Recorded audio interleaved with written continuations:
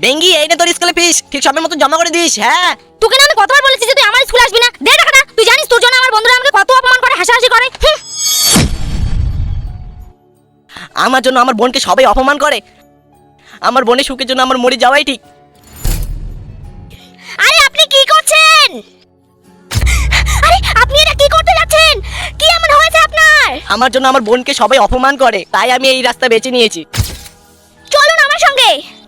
বেঙ্গি, যে তোকে টাকাটা দিতে এসেছিল সে তোর কে হয়? আরে ওটা আমাদের বাড়ির নতুন কাজের লোক। বেঙ্গি, তোর লজ্জা করে না নিজের দাদাকে বাড়ির কাজের লোক বলতে? কি? বেঙ্গির দাদা? হ্যাঁ, কিছু বছর আগে